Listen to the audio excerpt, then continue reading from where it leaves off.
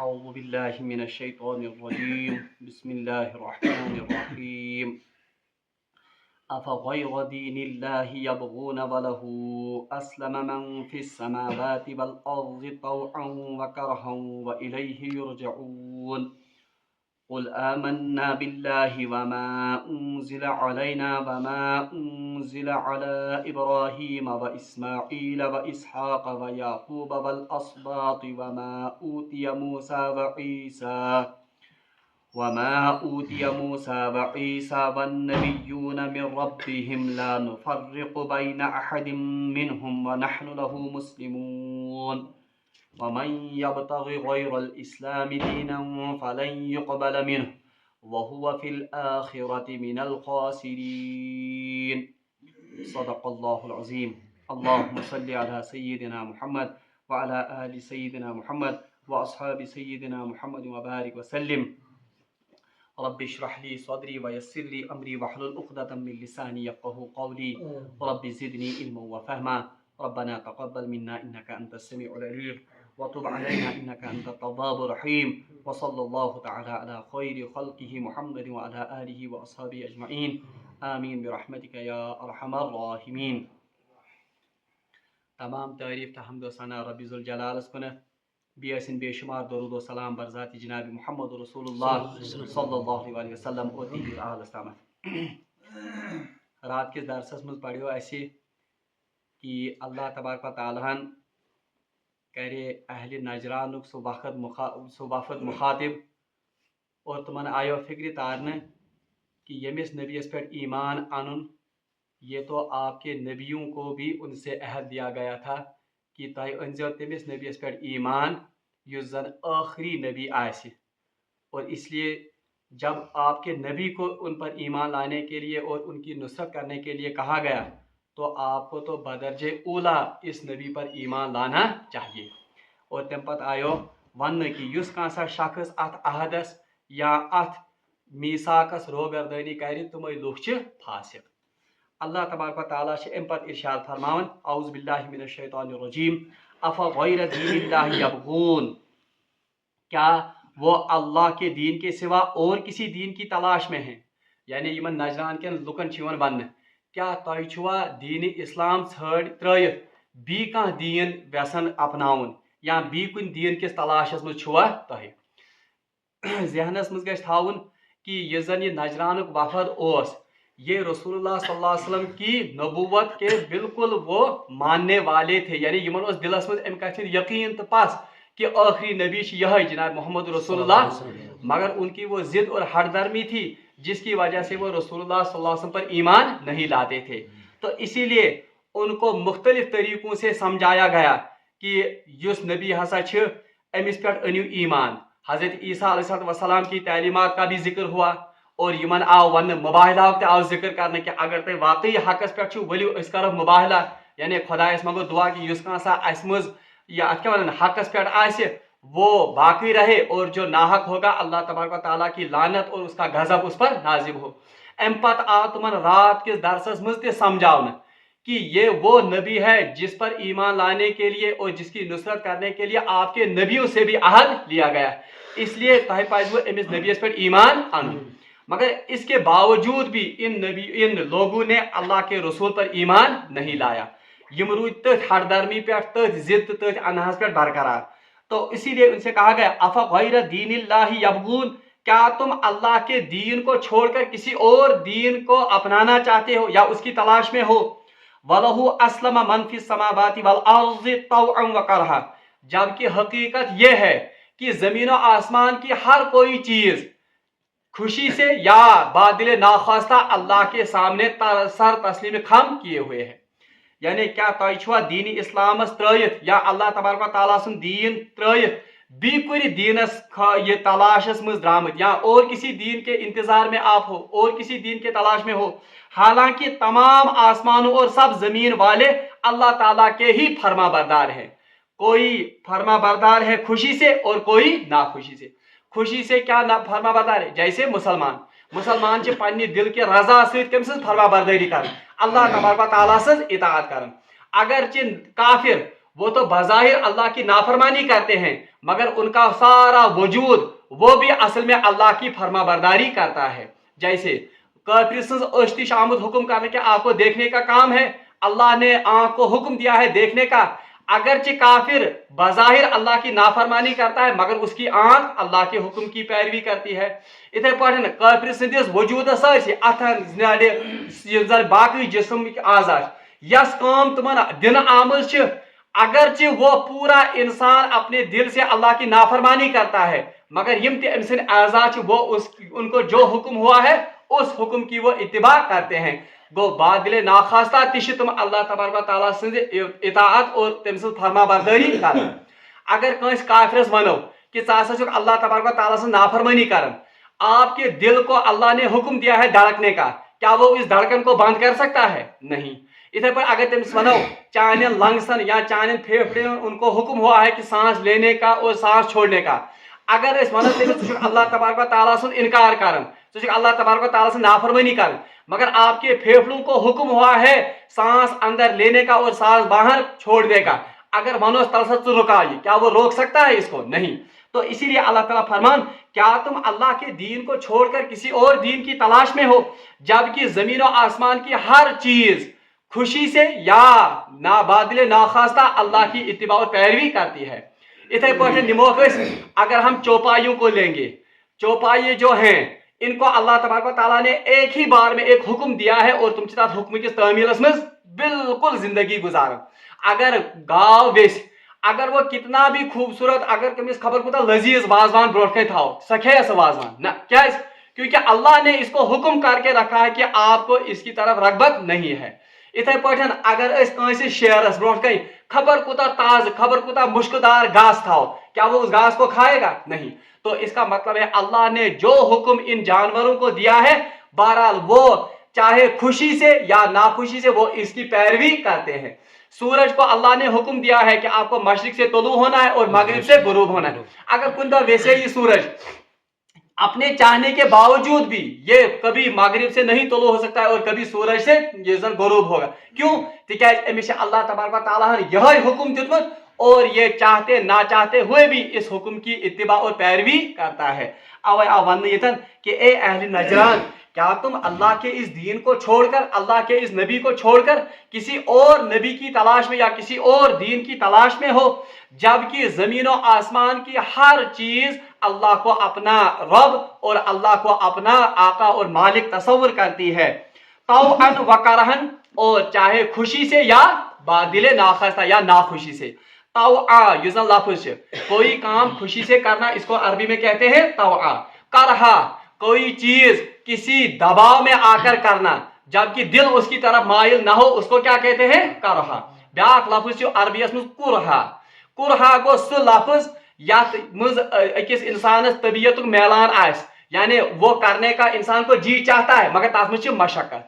जैसे इफर कुरान पाकस में आमुत हमलत कुरहा कि मोज चोन हमल पकनावन कित कुरहा। कुरहा मतलब क्या गो? वो काम जिसमें तबीयत का मैलान हो मगर तथ में क्या? मशक्कत। करहा युजन वो काम जो जिसमें ना तो तबीयत का मैलान हो और जो किसी दबाव के तहत किया जाए।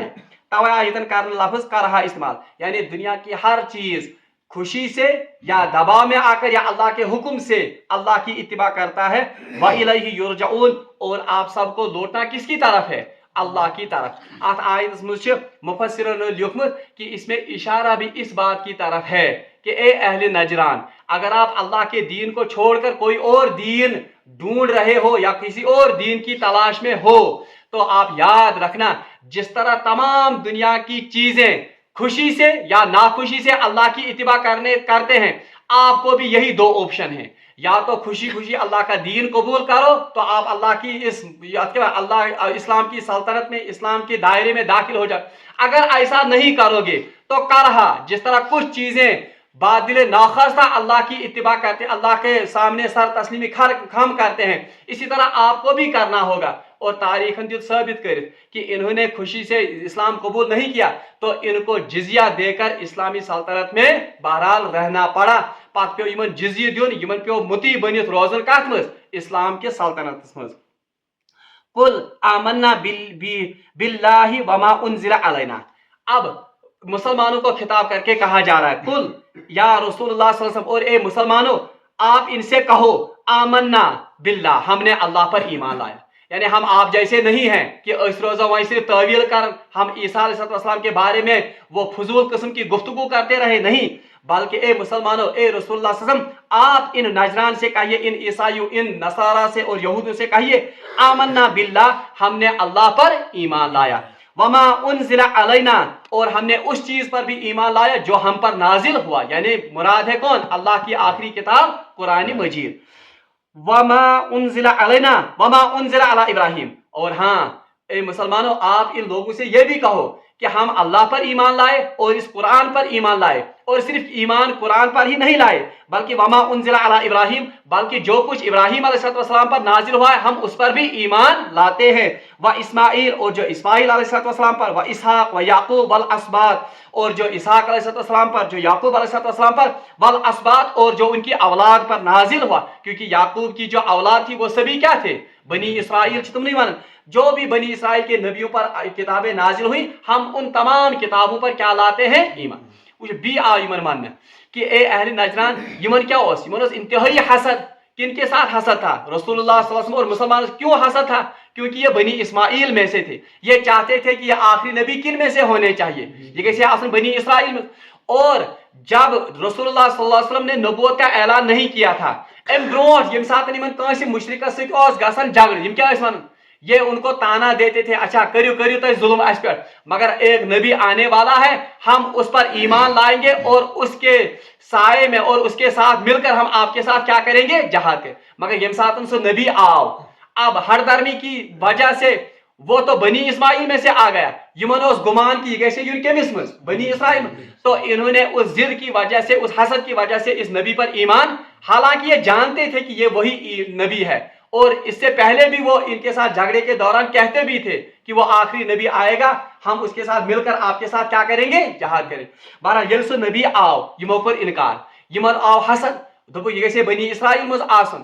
تو اس کے جواب میں اب مسلمانوں سے کہا جا رہا ہے کہ اے مسلمانوں تہ ونیو امن کہ یہ حسد چھوڑو، ہماری طرف دیکھو، ہم نے اللہ پر بھی ایمان لایا، ہم نے اس چیز پر بھی ایمان لایا جو اس رسول پر نازل ہوا، یعنی قرآن پر ایمان لایا، اور اتنا ہی نہیں ہم اس کتاب پر بھی ایمان لاتے جو ابراہیم علیہ السلام پر نازل ہوئی، جو اسماعیل پر نازل ہوئی، جو اسحاق پر نازل ہوئی، جو یعقوب علیہ السلام پر نازل ہوئی، والاسباط، اور جو ان کے اولاد پر نازل ہوئی، وما اوتی موسیٰ و عیسیٰ، اور جو کچھ عطا کیا گیا عیسیٰ علیہ السلام اور موسیٰ علیہ السلام کو، یعنی تورات اور انجیل، اس پر بھی ہم ایمان لاتے ہیں. والنبیون من ربہم، اور ہم تمام نبیوں پر ایمان لاتے ہیں جو کہ نازل ہوئے ہیں کس کی طرف سے؟ جو مبعوث ہوئے ہیں اللہ کی طرف.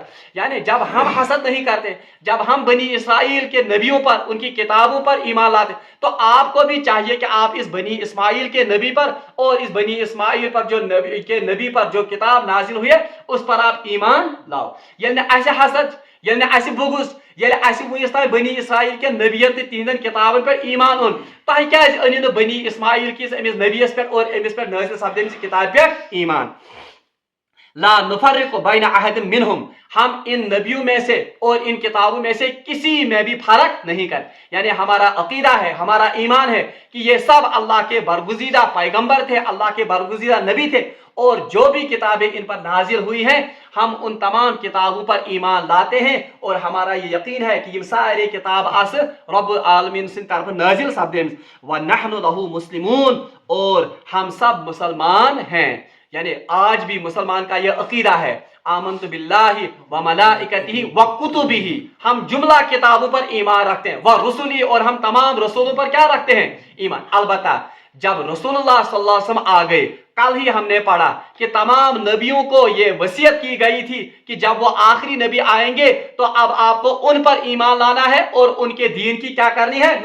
تو اس حوالے سے ہم تمام کتابوں پر ایمان رکھتے ہیں، تمام نبیوں پر ایمان رکھتے ہیں، مگر شریعت پر عمل کس کی ہوگی؟ اب صرف جناب محمد رسول اللہ. اس لیے ان نجران کے وفد کو، ان عیسائیوں کو، یہودوں کو کہا جاتا ہے اے یہود، اے نصارہ، اے نجران کے وفد، آپ کس حسد میں بن رہے ہو؟ تہ کیا چھو ات حسدس مز گمژ ژین؟ ییٚلہِ اَسہِ اوٚن ایمان أمِس نبیَس پٮ۪ٹھ، حتیٰ کہ أسۍ چھِ تُہنٛدٮ۪ن اسرائیل بنی اسرائیل کٮ۪ن سارنٕے نبیَن مانان، أسۍ چھِ تارنٕے تِمن نبیَن ہٕنٛزن کِتابن تہِ مانان، اب جب ہمیں حسد نہیں ہے, جب ہمارے دل میں آپ کے نبیوں کے ساتھ, آپ کی کتابوں کے ساتھ بغض اور حسد نہیں ہے, اب آپ کو کیا ہو گیا؟ جبکہ آپ حق جانتے ہو, آپ ہم سے کہتے بھی تھے کہ آخری نبی, اب وہ بنی اسماعیل میں سے آ گئے, اس چھوٹی سی بات پر آپ حسد کرتے ہو اور آپ اس نبی پر ایمان نہیں لاتے ہو.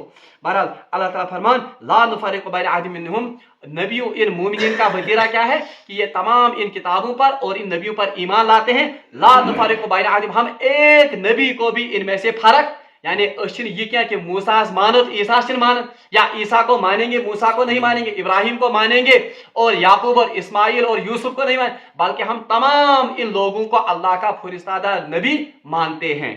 وَمَنْ يَبْتَغِ غَيْرَ الْإِسْلَامِ دِينًا فَلَنْ يُقْبَلَ مِنْهُ, اب آخری بات ان کو کہی جا رہی ہے. وَمَنْ يُقْبَلَ غَيْرَ الْإِسْلَامِ دِينًا, جو کوئی اسلام کو چھوڑ کر کوئی اور طریقے زندگی اپنائے گا, فَلَنْ يُقْبَلَ مِنْهُ, اللہ اس کو قبول نہیں کرے گا.